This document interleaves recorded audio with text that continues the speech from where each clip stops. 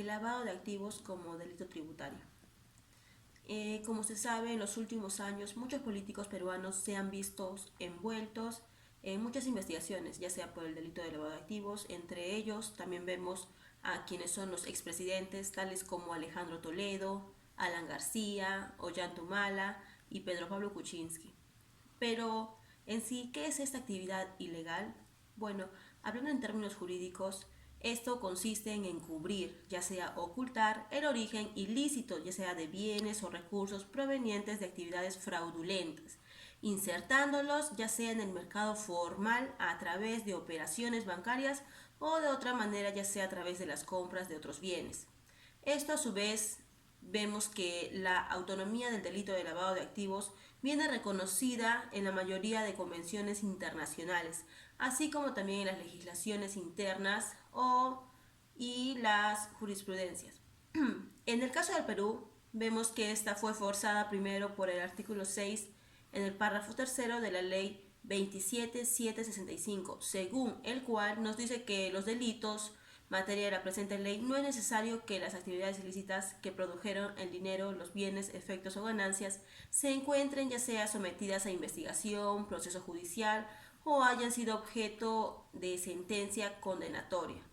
De esta manera vemos que esta fórmula fue objeto de múltiples críticas, en particular porque la no exigencia de la investigación del delito previo podía conducir a condena sin que se haya acreditado el origen ilícito de los bienes, ante lo cual se llegó a proponer en contra del derecho positivo, pero en base a garantías constitucionales esenciales como la presunción de inocencia, así también el derecho de defensa y el debido proceso, que la investigación del delito previo debía al menos haberse iniciado junto con la del lavado de activos y que de no hallarse indicios suficientes sobre el delito fuente, entonces la investigación por lavado debía cerrarse.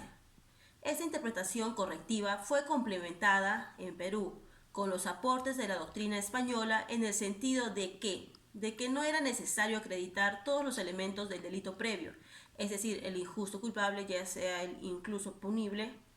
sino y únicamente que la conducta generadora de los bienes es típica y antijurídica. Es decir, la existencia de un injusto penal, lo que ha venido a identificarse como el criterio de la accesoriedad limitada, la relación de accesoriedad limitada entre el delito previo y el blanqueo de capitales o la relación de integración, porque el hecho previo es solo un elemento que complementa o se integra al tipo de blanqueo. Aunque, como ya se ha mencionado, la relación entre el delito precedente que dispensa el objeto material y el delito de lavado de activos no puede ser otra que una de imputación objetiva. En ese sentido, vemos que la Corte Suprema Peruana adoptó en el año 2010 con carácter vinculante solo una parte de estos lineamientos y ha desarrollado algunos postulados sobre la prueba del delito fuente, y se ha establecido que la vinculación de la actividad de lavado de activos con el delito fuente no puede supeditarse a la estricta aplicación de las reglas de la accesoriedad que pueda condicionar su naturaleza de figura autónoma y a su vez del bien jurídico también autónomo, afectado por el lavado. Sin embargo, vemos que el delito fuente es un elemento objetivo del tipo penal y su prueba condición asimismo de tipicidad. De esta manera no es menester, como se ha indicado anteriormente, que conste acreditada la comisión mediante sentencia firme, ni siquiera que exista investigación en trámite ni proceso penal abierto. Es decir, expresamente se ha descartado una prejudicialidad homogénea de carácter devolutiva. Pero ello no enerva la necesidad de que en el mismo proceso por lavado de activos debe ejercerse una suficiente actividad probatoria en torno al delito fuente. Se señala en ese sentido que el tipo penal de lavado de activos solo exige la determinación de la procedencia delictiva de dinero, también bienes, efectos o ganancias que permitan, en atención a las circunstancias del caso concreto, la exclusión de otros posibles orígenes. De esta manera no hace falta la demostración acabada de un acto delictivo específico con la plenitud de sus circunstancias ni de los concretos partícipes en el mismo.